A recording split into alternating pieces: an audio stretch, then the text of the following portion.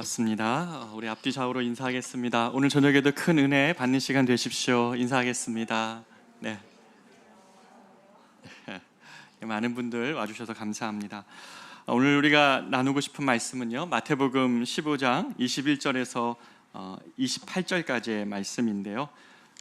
제가 제목을 엄마의 믿음이라는 이런 제목으로 잡아봤는데, 마태복음 15장 21절부터 28절까지의 말씀을 우리 같이 한번 이 시간에 한 절씩 교독하고 마지막 절을 합독하겠습니다. 마태복음 15장 21절입니다. 제가 읽습니다. 예수께서 거기서 나가사 두로와 시돈 지방으로 들어가시니 그 지경에서 나와서 술집으로 가로되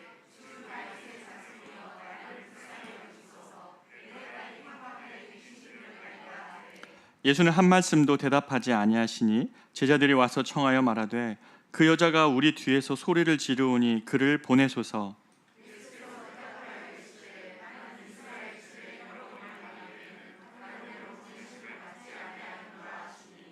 여자가 와서 예수께 절하며 이르되 주여 저를 도우소서. 대답하여 이르시되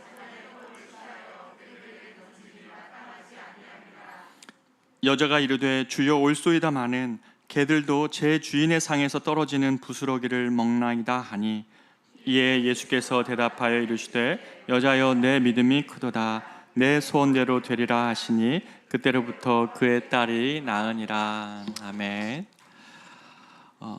오늘 말씀은 아마 여러분들이 읽고 또 이전에도 접했을 텐데요. 왜 예수님이 이렇게 가혹하리만큼 이 여인을 대할까? 이런 아마 질문들을 한 번쯤은 했었을 그런 본문이라고 생각이 듭니다. 이 본문을 우리가 오늘 좀 낯설게 읽고 좀 깊이 읽으면서 기도가 무엇이어야 되는가, 또 우리가 이 저녁에 현장에서 또는 각 집에서 또는 타지에서라도 이 말씀을 같이 듣는 우리가 여러분이 가지고 있는 지금의 기도 제목을 어떤 마음으로 하나님 앞에 간구해야 되는지에 대하여서 오늘 말씀은 우리에게 전해주고 있기 때문에 이 말씀을 같이 나누고자 합니다. 가끔은 이 삶이 너무 고달프고 힘들면 일상을 떠나서 이렇게 잠시 침묵하고 쉼이 있는 시간을 갖고자 하는 마음이 큽니다. 이런 시간이 주어지면 어떻겠습니까? 그동안에 미뤄뒀던 일들도 좀 생각해보고 또 중요한 결단을 위해서라도 또 쉼을 갖기도 하죠. 때로는 그냥 아무것도 하지 않고 쉬고 싶은 마음도 있을 것입니다. 아마 예수님에게도 이러한 쉼이 좀 필요하셨던 것 같아요. 너무 많은 사역에 지치셨는지, 아니면 너무 많은 사역 가운데 좀 홀로 하나님과 함께하고 계셨던지 간에 예수님도 이 사역의 현장에서 벗어나 사람들의 눈을 떠나서 혼자만의 시간을 갖고 싶었다라고 오늘 본문이 이야기합니다. 그 때문에 오늘 본문에서 예수님은 이스라엘의 국경 너머에 있었던 도시인 이 두로와 시돈 지경까지 예수님이 올라가셨다고 말을 합니다. 똑같은 이 마태복음 15장에 이 여인의 사건을 다룬 병행 본문이라고 그러죠. 마가복음에도 같은 기록을 하고 있는데, 거기 보면 마가복음 7장 24절에 이렇게 기록을 합니다. 제가 읽어보겠습니다. 예수께서 일어나서 거기를 떠나 두로 지방으로 가서 한 집에 들어가서 아무도 모르게 하시려 하나 숨길 수 없더라. 아무도 좀 안 만나고 싶으셨던 거예요. 어떤 이스라엘을 좀 떠나서 두로와 시돈 지방까지 가서 어느 한 집에 들어가서 좀 혼자 있고 싶으셨던 것이죠. 그런데 저는 오늘 이 예수님의 이 쉼을 망친 한 여인의 이야기를 좀 나누고자 합니다. 예수님께서 찾아가신 두로와 이 시돈 지방은 오늘날로 말하면 레바논이나 시리아입니다. 이스라엘 북부로 조금 올라가면 나오는 레바논, 시리아에 있는 도시로서 이스라엘의 경계를 넘어 이방인 지역인 것이죠. 그런데 예수님께서 이곳에 도착하셨을 때에 이 쉼을 망치는 한 여인이 예수님을 찾아온 것이죠. 마가복음에서는 이 여인을, 오늘 본문은 마태복음인데 마가복음에서는 이 여인을 수로보니게 여인이라고, 마가복음 7장 26절에서 이 여인의 정체가 수로보니게 여인이다 이렇게 얘기를 합니다. 반면 오늘 본문의 마태는 이 여인을 마태복음 15장 22절, 성경 가지고 계신 분들 한번 보십시오. 가나안 여자 하나가 그 지경에서 나와서 이렇게 얘기를 합니다. 그러니까 마가복음은 수로보니게 여인이라고 얘기하는데 마태복음은 이 여인이 가나안 여인이라는 겁니다. 여러분, 근데 신약에서 가나안 여인 이런 표현 잘 안 씁니다. 왜냐하면 가나안 여인은, 가나안이란 지방 자체가 구약 시대의 지명이에요. 더 이상 신약 시대에는 그 지역을 가나안이라고 부르지 않았거든요. 근데 마태는 일부러 이 여인이 가나안 여인이었다고 이야기를 하고 있는 것이죠. 왜냐하면 이 여인이 이방 여자라는 겁니다. 그걸 너무 강조하고 싶어서 가나안 여인이라고 이렇게 이야기를 하고 있는 것이죠. 그리고 성경에는 자세히 기록되어져 있지 않지만 이 여인이 지금 딸이 흉악한 귀신에 들려 있는 여인인데, 이 여인이 지금 예수님을 찾아온 것이죠. 아마 이것을 봤을 때에 이 여인은 남편이 없었을 겁니다. 왜냐하면 당시라면 회당장 야이로처럼, 자기 딸이 아팠을 때 찾아왔던 회당장 야이로처럼 아빠가 와야 맞습니다. 아빠가 외지인 남성에게 찾아와서 도움을 요청하는 게 맞지, 이렇게 아무리 위급해도 이 이방 여성이 유태인 남성인 예수에게 찾아오기란 쉽지 않았을 것이라는 것이죠. 그래서 이 여인의 남편이 아마 없지 않았을까라는 것이 정확한, 또 더 가까운 해설일 것 같습니다. 그렇게 이 여인에게는 이 일을 처리해주고 또 이 일을 대신해주고 앞장서줄 수 있는 남편도 없었다는 것이죠. 유대 사회에서나 이 당시 고대 근동에 있어서 남편이 없는 여인으로서 살아간다는 것은 매우 어려운 현실을 살아가고 있다는 것입니다.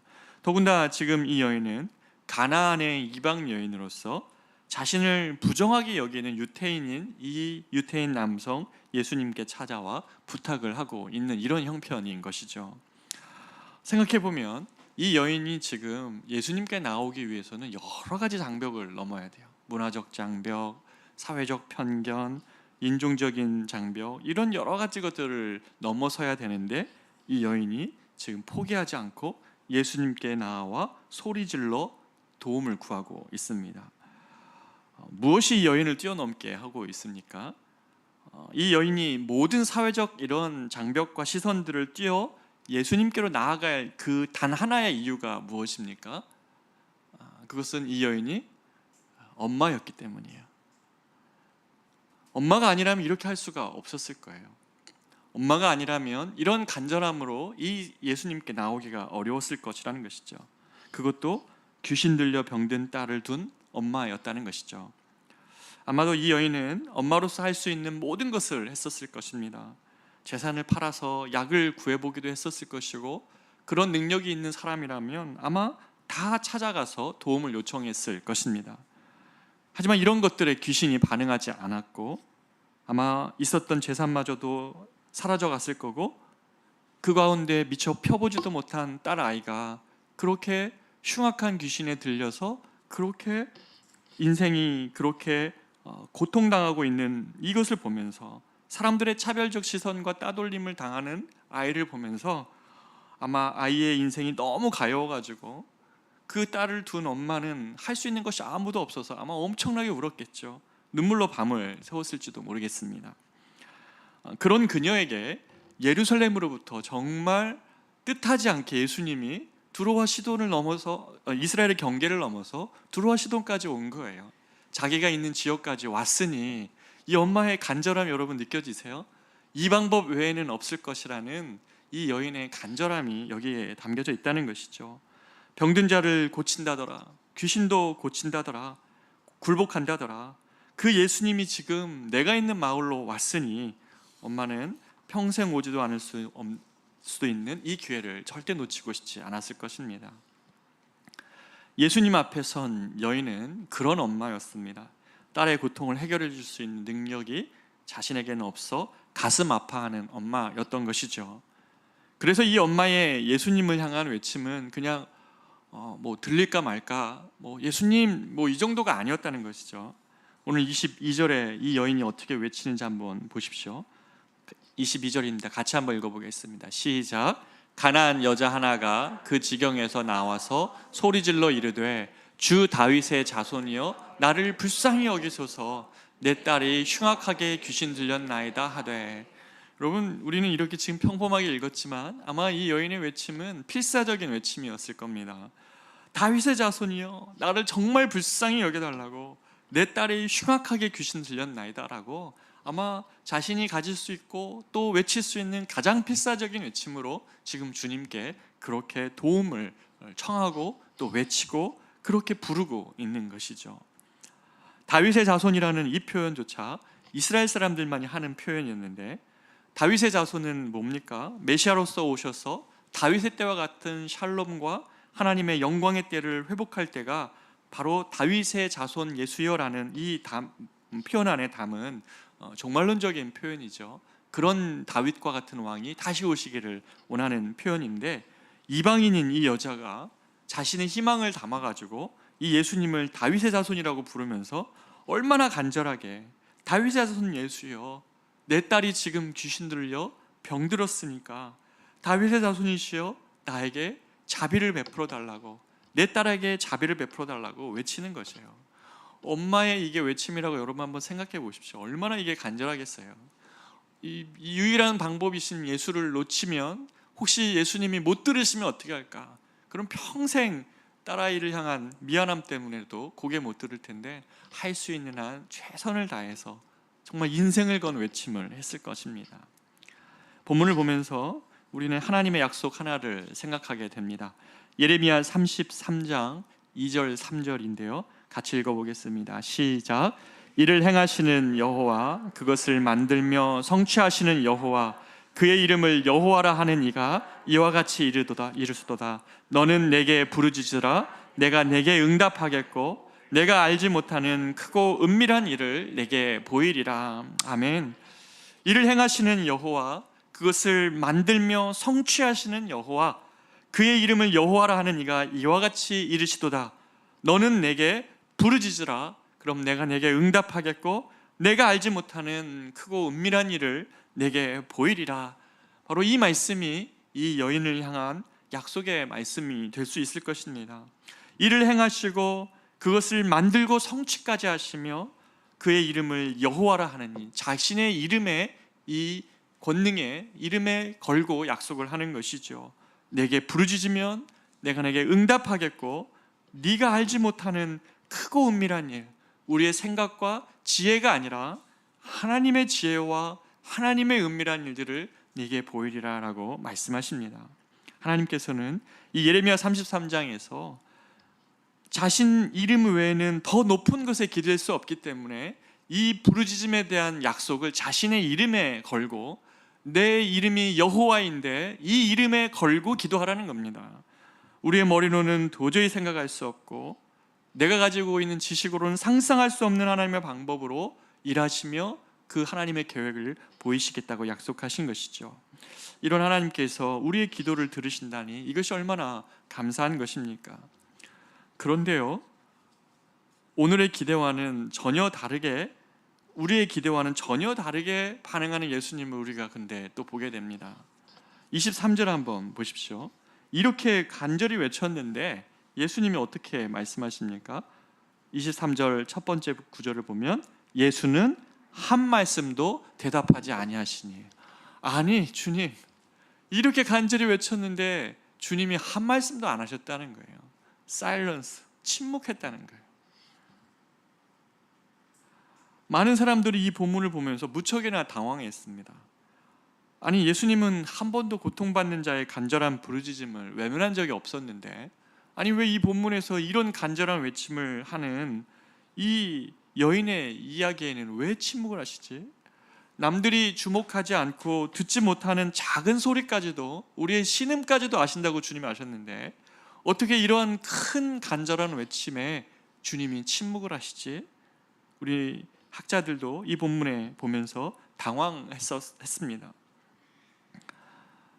그런데 이 외침에 예수님은 침묵했지만 제자들이 도리어 못 참고 이렇게 예수님께 청합니다. 23절 그 뒷부분에 보시면 제자들이 와서 청하여 말하되 그 여자가 우리 뒤에서 소리를 지르오니 그를 보내소서. 아니 주님, 저렇게까지 간절히 원하니까 주님 저를 좀 응답도 하시든지 뭔가 반응을 하여서 저 여인을 보내게 해달라고, 이렇게까지 제자들이 이야기를 했다는 것이죠. 그런데 또 한 번 우리를 의아하게 하는 예수님의 반응을 봅니다. 24절을 한번 같이 읽어보겠습니다. 시작. 예수께서 대답하여 이르시되 나는 이스라엘 집에 잃어버린 양 외에는 다른 데로 보내심을 받지 아니하였노라 하시니. 이게 뭡니까? 예수님이 그렇게 나무랬던 이 바리새인들의 편견, 복음을 이스라엘 지경을 넘어서 이방인들까지 가는 것이 바리새인들도 한계가 있었고, 심지어 예수님의 제자였던 베드로, 수많은 당신의 제자들도 그 편견을 못지 못하여서 예수님께로부터 가르침을 받아야 됐고 깨우침을 받아야 됐던 바로 그 일인 것처럼, 예수님도 마치 민족적 배타성에 갇힌 것처럼 이렇게 얘기하는 거죠. 나는 이스라엘 사람들 외에는 다른 데로 보내심을 받지 아니하였다. 아니, 이게 무슨 말이에요? 지금 예수님이 지금 이렇게 말씀하시는 게 여러분 이해가 되십니까? 그의 요청에는 그는 이방인이기 때문에 나는 고치지 않겠다는 거예요. 나는 너와 같은 이방인에게는 아무런 일을 하지 않겠다는 분명한 뜻을 예수님이 보이신 것입니다. 너무 당황스럽죠? 우리가 아는 예수님이 아는 것 같아요. 창세기 12장에서 아브라함에서부터 이미 모든 민족을 구원하고자 하는 하나님의 계획을 우리가 창세기 12장부터 등장한다고 우리는 그렇게 배우고 있는데, 예수님이 나는 이스라엘의 잃어버린 양 외에는 다른 데로 보내심을 받지 아니하였다라고 말하는 것이 너무나 어색합니다. 그런데 이 여인을 보십시오. 이 침묵을 넘어서, 예수님의 이 침묵을 넘어서 예수님의 이 분명한 거절의 메시지를 들었음에도 불구하고 이 아이의 엄마는 뒤로 물러설 기색이 없어요.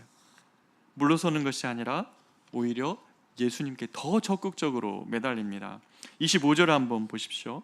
이런 이야기를 들은 여인이 어떻게 하냐면, 제가 읽겠습니다. 여자가 와서 예수께 절하며 이르되 주여 저를 도우소서. 예수께 절하며라는 단어가 실감이 나지 않죠. 번역을 이렇게 해서 그런데 원문은 어떻게 되어 있냐면 철퍼덕 무릎을 꿇으며 이렇게 되어 있습니다. 그러니까 예수님이 침묵도 하시고 예수님이 거절도 하시니까 이 여인이 어떻게 한 거냐면, 예의를 갖추기 위한 의례적 행동이 아니라 마태복음에서 이 똑같은 단어가 사용되어졌는데, 그것은 인생을 다 걸고 하나님만이 구원하실 수 있습니다, 주님만이 메시아라는 사실을 표현할 때 무릎을 꿇고 이렇게 되어져 있습니다. 다시 말하면 이 여인이 다른 것으로 할 수 없어서, 외침으로도 할 수 없어서 이제 주님 앞에 간절하게 자신의 무릎을 꿇으며 하나님께, 예수님께 도움을 구하고 있는 것입니다. 그 간절함으로 상대방을 온전히 인정하는 것이죠. 이 여인은 사람들과 제자들이 보는 앞에서, 예수님 앞에서 철퍼덕 무릎을 꿇었습니다. 당신만이 내 인생의 메시아로 인정을 합니다. 제발 주님, 저를 도와주십시오. 이 아이를 고치실 유일한 분이고 이 귀신 들린 딸의 인생을 바꾸고 살려낼 수 있고 구원하실 유일한 구원자가 예수 그리스도 당신이십니다 라고 고백하며 인생의 무릎을 꿇고 기도했어요. 예전에 어떤 분이 우리의 기도를 이렇게 표현하더라고요. 많은 사람들이 기도를 나는 여기 있는데 내 기도의 짐을 주님께 던져버린다는 거예요. 토스한다고. 근데 그건 기도가 아니라는 거예요. 여러분 진짜 기도할 때는 그렇게 됩니까? 주님께 그냥 내 기도 제목 토스해놓고 나는 여기서 주님이 어떻게 응답하는가 이렇게 봅니까? 아니죠. 지금 여인이 하는 기도입니다. 무릎을 꿇고 주님이 인생의 메시아라는 것을 인정하면서 기도의 제목을 던지는 것이 아니라 기도를 가지고 있는, 그 기도 제목을 가지고 있는 자신을 주님께 던지는 거죠. 주님 앞에 기도 제목만 던지는 것이 아니라 주님이 인생의 메시아이고 이 딸의 고통을 구원해 줄 수 있는 유일한 분이심을 인정하며 주님이 메시아이시고 구원자이시라는 것을 믿고 무릎을 꿇고 주님 앞에 나아가는 것이죠. 기도 제목만 던진 것이 아니에요. 도와달라는 것만 말하는 것이 아니라 그 기도와 함께 자신의 무릎을 꿇은 것이죠. 그런데 이런 그녀에게 예수님이 뭐라고 얘기하십니까? 26절에 보면 대답하여 이르시되, 이번에 주님은 자녀의 떡을 취하여 개들에게 던짐이 마땅하지 아니하다. 와, 어려우시죠? 침묵하시고 거절하시고 나중에는 그 여인을 개라고 표현하는 거예요. 이 얼마나 모욕적이에요. 자녀의 떡을 취하여 개들에게 던짐이 마땅하지 않다는 게, 누가 봐도 이게 지금 자신을 향한 이야기잖아요. 자격이 없다는 거잖아요. 너는 자녀가 아니기 때문에 그 자녀의 떡상에 베풀어 줄 음식을 그 부스러기를 먹어야 될 개들에게 던짐이 마땅치 않다는 거예요. 웬만하면 모욕적으로 느낄 말입니다. 정말 너무너무 낯설어서 성경학자들도 이 말씀을 해석하기 어려웠어요. 그래서 어떤 분들은 해석할 때 예수님의 혼잣말이다, 또는 어떤 사람은 예수님이 끝까지 이 여인을 시험했다, 이렇게 얘기하는, 끝까지 밀어붙였다는 거예요. 근데 저는 인위적으로 이 말씀을 끼워 맞추고 싶지 않습니다. 예수님은 이 이방 여인을 말 그대로 개로 비유했어요. 너무 모욕적인 말을 하신 거예요. 그런데 이 여인의 반응을 한번 보십시오. 27절 같이 한번 읽어보겠습니다. 시작. 여자가 이르되 주여 올소이더마는 개들도 제 주인의 상에서 떨어지는 부스러기를 먹나이다 하니. 이 여인의 반응이 뭡니까? 주님, 맞아요. 저는 개입니다. 제가 개여서 주님의 자녀들이 초대되어지는 그 상에, 나는 그 상에 초대받은 자처럼 앉아서 그 식탁을 대할 자격이 나에게 없다는 거 압니다. 그거 인정합니다. 하지만 주님, 저에게는 지금 그 상에서 떨어지는 부스러기조차도 내 아이의 생명을 살릴 수 있음을 나는 믿습니다. 이렇게 얘기하는 거예요. 여러분, 너무 이게 부모로서 할 수 있는 기도인 것 같아요. 내가 개인 거 맞고 내가 개라고 여겨도 좋은데, 그래서 내가 그 자녀들이 먹는 식탁에서는 자격이 없을지 모르지만 그 상에서 떨어지는 부스러기조차도 내 아이의 생명을 살릴 수 있다는 것을 나는 믿습니다 라고 고백한 거예요. 예수님은 신학적인 이야기를 계속하셨지만 이 여인은 아픈 아이를 둔 엄마로서 계속 대답했어요. 그러한 것은 내가 다 알지 못하지만 이 여인은 나는 당신을 내 인생의 구원자, 구속주라고 믿고 당신의 능력의 부스러기만이라도 내 아이를 살릴 수 있음을 나는 믿습니다 라고 그렇게 고백을 한 것이죠. 그러자 이제서야 주님이 말씀하십니다. 여자여, 내 믿음이 크도다. 내 소원대로 되리라. 바로 그 순간부터 딸이 고침을 받습니다. 자, 오늘 내용은 이런데요. 여러분, 그럼 이 말씀을 어떻게 이해해야 됩니까? 그러면 이런 간절함으로 기도하면 된다는 의미를 지금 담고 있는 것입니까? 이 본문은 병행 본문에서, 이 마가복음 7장에서 이 본문에 대한 이야기를 좀 더 풍성하게 우리가 이해할 수 있습니다. 이름이 나오지 않는 무명의 여인이고 당시 사회에서 누구도 주목하지 않았던 이 여인은 믿음이 도대체 무엇인가를 보여주고 있습니다. 마가복음 이 7장의 이야기, 이 수로보니게 여인이 똑같은 사건을 다룬 수로보니게 여인이 이야기가 담긴 이 마태복음 7장의 앞뒤에는 어떤 사건이 있냐면 바리새인 이야기가 나와요. 바리새인 이야기 속에서 이 여인이 갑자기 등장을 한다는 거예요. 바리새인들 마태복음 7장 1절과 23절, 8장 10절에서 13절의 이야기를 보면 이 바리새인들이 어떤 사람들이냐면 어떤 거에만 순전히 관심이 있냐면 예수님의 제자들이 밥 먹다가 밥을 먹을 때 손을 안 씻은 거 가지고 그거 갖고 막 비난해요. 장로의 전통을 하나님의 말씀보다 더 중요하게 여긴다고 주님으로부터 힐난을 받고 있는 장면이 나와요. 그러면서 니네들이 부모를 공경하라는 하나님 말씀을 알면서도 하나님께 드린 바 되어서 고르반 외친 다음에 부모를 위해서는 아무것도 안 하는 너희 신앙의 정상이냐? 그렇게 주님이 직면하시고, 사람은 입으로 들어가는 것이 그 영혼을 망치는 것이 아니라 입에서 나오는 너희의 모든 행동이 더러운 것임을 왜 모르느냐? 라고 주님이 통렬하게 그들을 비판하시죠.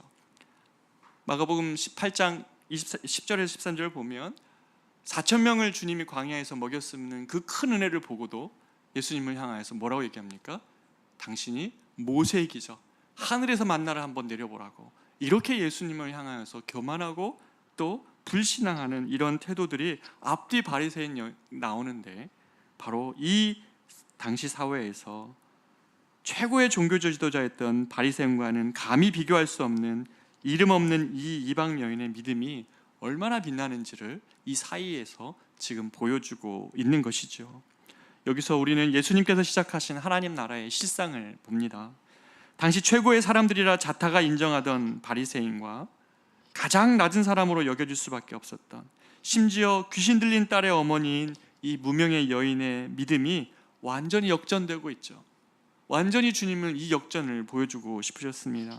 이것이 바로 하나님 나라의 모습이며 예수님을 통해 드러난 하나님 나라의 도전인 것이죠. 내 믿음이 크도다라고 예수님께 칭찬받은 이 여인의 믿음은 어떤 특징을 갖고 있습니까? 그것은 주님의 상에서 음식을 먹을 수 있는 자격이 없는 자라는 이해를 가지고 있는 믿음이었어요. 마치 세리와 바리새인의 기도 여러분 기억나시죠? 바리새인은 자기가 했던 모든 의로운 일들을 주님 앞에 맨 앞에 나와서 기도하지만 세리는 저 뒤에서 가슴을 치며 감히 하늘을 향해 고개를 들지도 못하고 주님 저는 죄인입니다. 내는 주님께 은혜 받을 자격이 없습니다라고 통렬히 기도를 하고 돌아갈 때 그 기도의 응답은 저 세리가 받았다라고 주님이 말씀하시는 것처럼 믿음은 그것을 자격을 논하기 이전에 주님 주여 옳습니다. 저는 자격이 없습니다. 그래서 거기에 그치는 것이 아니라 나의 자격 없음 때문에 주님의 은혜가 필요합니다 라고 고백하는 것, 바로 이것이 믿음이자 기도였다는 것이죠. 수로보니게 여인은 주님께 가기에 너무 먼 여인이었지만 그녀에게 민족적 장벽, 가나안 사람, 문화적 장벽이었던 여인, 사회적 장벽이었던 귀신 들린 딸을 둔 여자였지만 그런데 그녀는 엄마였습니다. 엄마였기 때문에 가나안 사람이라는 문제도, 남자에게 다가갈 수 없는 여자라는 장벽도, 귀신 들린 딸을 둔 엄마라는 사회적 차별도 다 넘어설 수 있었던 것이죠. 딸을 살리겠다는 엄마의 마음이 모든 것을 뛰어넘어 주님의 능력의 한 조각이라고 붙드는 심정으로 나왔던 것이죠. 여전히 목이 굳은 바리새인들과 주님께 무릎 꿇은 귀신 들린 딸을 둔 가나안 여인, 누가 주님의 긍휼을 입었습니까? 모든 부끄러움조차도, 모욕조차도 이기게 하는 오직 주님께만 소망이 있다는 온전히 낮아짐과 부복함이 이 수로보니게 여인의 믿음이었다는 것이죠. 그런 기도가 정말 변화시키는 기도고 주님이 받으시는 기도라는 것이죠. 아무것도 없었지만 이 여인의 가장 큰 능력은 바로 자신이 자격이 없다라는 그것을 하나님 앞에 인정하고 하나님의 은혜에 기댄 것, 그것이 이 여인의 가장 큰 능력이었고 그 삶을 바꿀 수 있는 엄청난 하나님의 은혜의 통로가 되었다는 것이죠. 자신이 자격 없는 죄인임을 하나님 앞에서 인정하는 것으로부터 시작한 이것이 믿음의 진수가 여기서 보이는 것입니다. 개들도 오직 주인으로부터 나오는 것을 먹어야 한다며 주님에게만 매달리는 여인을 통해 우리의 생명과 영혼을 살리는 것이 하나님으로부터 나온다는 복음을 다시 한번 우리는 이 복음 말씀 안에서 보게 된다는 것이죠. 스스로 자격이 있다 하는 자에게는 하나님의 은혜가 흘러가지 않습니다. 그러나 자격이 없다 하는 자에게 하나님의 은혜가 흘러가고 바로 그곳에서 복음이 빛나고 그곳에서 바로 복음의 위대함이 드러난다는 것이죠. 사랑하는 여러분, 이 귀신 들린 아픈 딸을 둔 어머니는 딸의 고통을 덜어줄 능력이 자기에게는 하나도 없었지만 예수님에 대한 믿음과 그리고 하나님의 자비가 필요한 인생이라는 사실을 고백할 줄 아는 겸손이 그에게 있었습니다. 바로 기도는 이 두 가지를 가지고 나가는 것입니다. 하나님이 구원자시라는 사실과 그 구원자 하나님께 내가 서기에는 아무런 자격이 없다는 사실, 왜 주님이 나에게 이 은혜를 베풀어야 되는지, 나에게는 자격이 없지만 하나님의 은혜에 기대어 나아가는 것, 바로 이것이 기도이고 은혜라는 사실을 오늘 본문은 우리에게 너무나 보여주고 계시는 것입니다. 사랑하는 여러분의 이 밤에 여러 가지 기도 제목이 있으실 것입니다. 아무리 기도해도 이 여인이 경험한 것처럼 간절한 외침에 주님이 침묵하실 수도 있고, 우리를 향하신 하나님의 계획이 마치 실패한 것인 것처럼 하나님이 거절하신 것 아닌가라는 것을 느끼고 있는 상황도 있으실 수 있습니다. 그러나 오늘 이 여인이 그 여인이 엄마이기 때문에 그 기도를 뒤로 물러나서 끊일 수 없고 마지막까지 하나님의 은혜를 구하면서 그 주님 앞에 무릎을 꿇었던 것처럼 이 저녁에 여러분이 해야 될 기도는 그냥 주님께 내 기도 제목 의탁하고 하나님 어떻게 하시는가 보자라고 뒷짐지고 하는 기도가 아니라 이 여인이 했던 기도처럼 주님이 메시아라는 사실을 인정하고 주님의 은혜에 나는 아무런 자격이 없지만 그 자격 없는 자에게 흘러가시는 하나님의 은혜를 사모하며 주님의 도우심을 구하는 것, 바로 그것이 기도라는 것을 보여주고 계십니다. 사랑하는 여러분, 어떤 제목을 가지고 이 저녁 기도하러 나오셨습니까? 여러분의 간절한 기도 제목에 침묵하고 계시는 주님 때문에 믿음이 흔들립니까? 기다림이 길어져 지치고 있습니까? 다른 것보다 주님, 나에게 이 수로보니게 여인과 같은 믿음을 허락하여 주십시오. 나는 이 집안의 가장이고, 나는 이 집안의 엄마이고, 나는 이 땅을, 우리 아버지 어머니를 보필해야 되는, 보살펴야 되는 자녀이고, 나는 하나님 이런 저런 이유로 나에게는 간절한 이유가 있습니다. 주님, 이 간절한 이유를 가지고 나는 여러 가지, 내가 주님께 가지 못하게 하는 여러 가지 주님의 침묵, 사회적 시선, 여러 가지가 할 수 있어도 나는 주님께만 무릎 꿇습니다 라는 그러한 간절함으로 주님 앞에 나아올 때 주님은 우리의 기도를 결코 외면하지 않으시고 응답하실 것입니다. 주님의 칭찬과 더불어 그 인생의 아픔이었던, 원인이었던 그 문제가 다시 회복되고 살아나서 여러분에게 정말 자격이 없는 우리를 향하신 하나님의 신실하심을 이 저녁에 같이 기도하면서 경험하는 저와 여러분 되기를 원합니다. 우리 같이 한번 찬양할 때 날이 저물어 갈 때라는 이 찬양인데요, 아무것도 일어나는 것 같지 않은 그런 시대를 살아갑니다. 저도 하나님의 참 기가 막힌 인도하심으로 지금 이 자리에 서 있는데, 그 수많은 기다려야 되는 시간 동안에 제가 참 많이 불렀던 찬양이 바로 이 찬양입니다. 날이 저물어 가고 빈들에서 걷는 것 같고, 내 힘으로는 아무것도 얻을 수 없는 빈손으로 걷는 것 같은 때이지만, 그때 믿음으로 고백하는 것이죠. 여호와 이레, 주님이 준비하시는 것이 있을 것이다. 사랑하는 여러분, 인생의 또 믿음의 여정은 늘 가나안에서 삶을 우리가 영위하는 것뿐만 아니라 때로는 영적 싸움도 해야 되고, 때로는 광야도 걷고, 다 그런 시간들이 우리 안에 경험되어지는 것이 신앙의 현실입니다. 바로 그럴 때마다 주님이 수르보니게 여인처럼, 하나님, 내가 물러서지 않겠습니다. 물러서지 않아야 될 이유가 있습니다. 이 여인과 같은 기도로 우리가 주님 앞에 나아가야 될 이유들을 가지고 우리가 이 시간에 이 찬양 같이 한번 찬양하시기를 원합니다.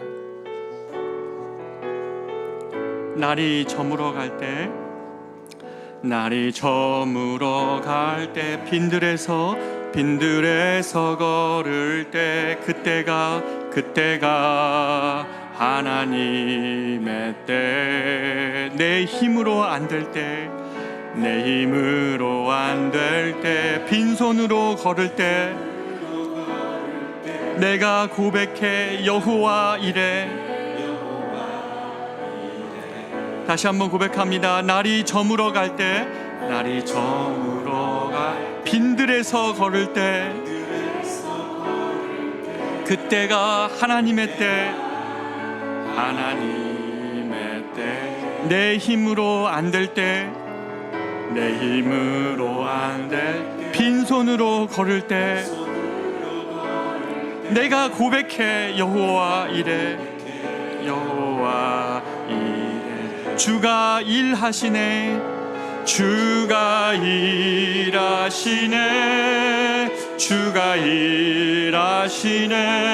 주께 아끼지 않는 자에게 주가 일하시네.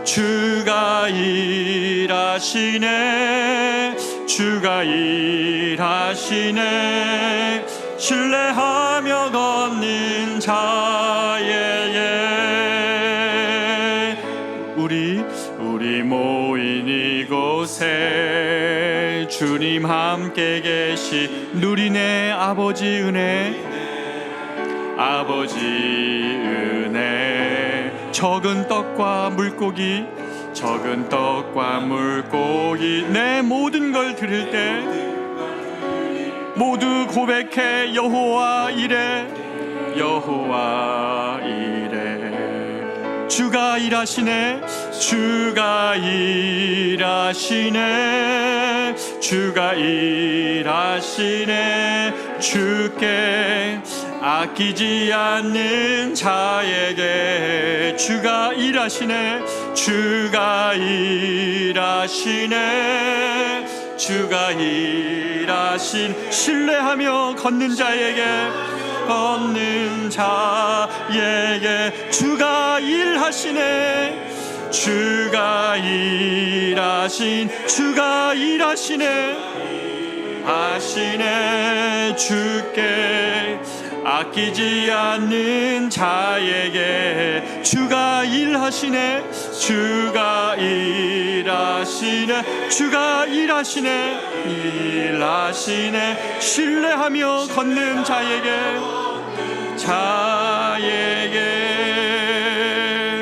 우리가 이 시간에 같이 한번 기도하기를 원합니다. 사랑하는 여러분, 여러분의 기도는 이 예수님의 지금 이 여인을 대하는 단계에서 어느 지점에 있습니까? 침묵 때문에 중단했습니까? 때로는 거절하신 것 같아서 중단했습니까?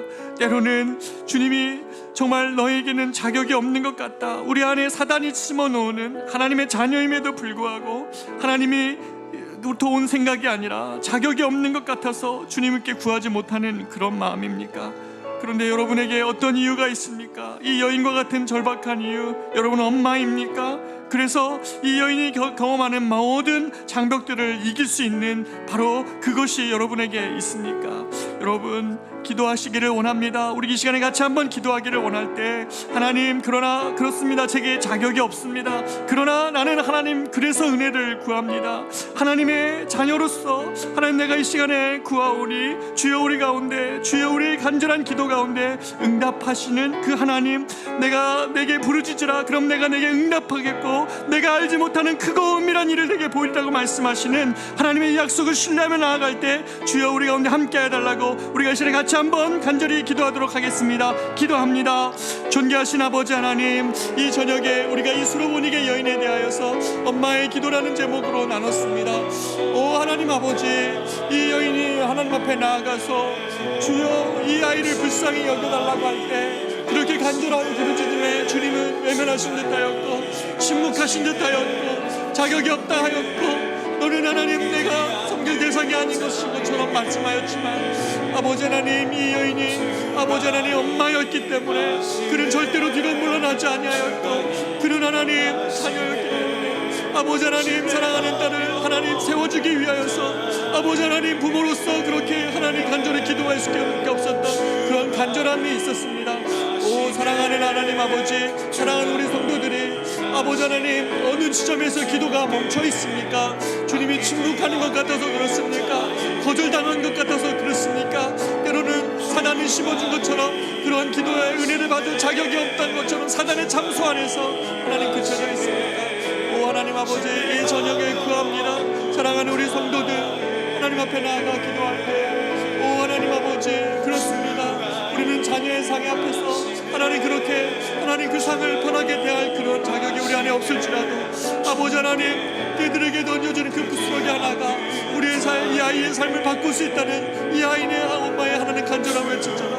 아버지 하나님, 주님께 벌써 무릎을 꿇고 오 주여 그렇습니다, 당신만이 메시아이기, 당신만이 구원자이기 때문에 이 저녁 내가 주님 앞에 무릎 꿇는다고 얘기하는 사랑하는 하나님, 이 여인들의 이 간절한 기도처럼 우리의 기도가 아버지 하나님 그냥 주님께 기도의 제목을 던져놓고 아버지 주님이 어떻게 해보시나 보다 아버지 그런 기도로 하나님 그치는, 그렇게 하다가 하나님을 원망하거나 그렇게 하나님을 하나님 모른 채 하나님 이런 것이 아니라 오 하나님 아버지, 우리의 기도와 우리의 상황을 아버지 뛰어넘으시고 일하시고 역사하시는 그 주님을 하나님 깊이 맛보는 사랑하는 우리 성도들 될 수 있도록 인도하여 주시옵소서. 오 하나님 아버지, 주가 일하실 것입니다. 지금 뒤지는 하나님 빈손으로 하나님 걷는 것 같지만 아버지 하나님 여호와 이래 주께서 하나님 준비시키신 것을 아버지 하나님 볼 것임을 믿습니다. 오 하나님 아버지, 주님 앞에 나아가게 하여 주십시오. 어떤 하나님 바리새인들의 그러한 기도, 허망한 하나님 그들의 신앙생활을 하나님 주님 비판하시며 신앙이 무엇이냐라고 말할 때 하나님이 여인 하나님 기도 주님 사용하여 주시는 것처럼 하나님의 오늘 하나님 선생님을 어떻게 주님 인도하여 주시기를 하나님 원하고 기도합니다. 오 하나님 아버지, 정말 간구하며 기도하오니 주님이 인도하여 주시옵소서. 아버지, 사랑하는 우리 성도들, 아버지 성령이여 주님 앞에 나아가서 하나님 기도할 때 이 저녁에 하나님 저들의 하나님 기도의 제목과 하나님 간절한 간구에 주님 응답하시고 주님 인도하여 주시옵소서. 역사하시는 주님을 찬양합니다. 주님 하나님 일하시는 주님을 하나님 기대합니다. 주여 역사하여 주시옵소서. 일하시는 주님을 찬양합니다. 주님 인도하여 주시옵소서. 인도하여 주시옵소서. 주가 일하시네, 주가 일하시네, 주가 일하시네. 주께 아끼지 않는 자에게 주가 일하시네, 주가 일하시네. 신뢰하며 걷는 자에게.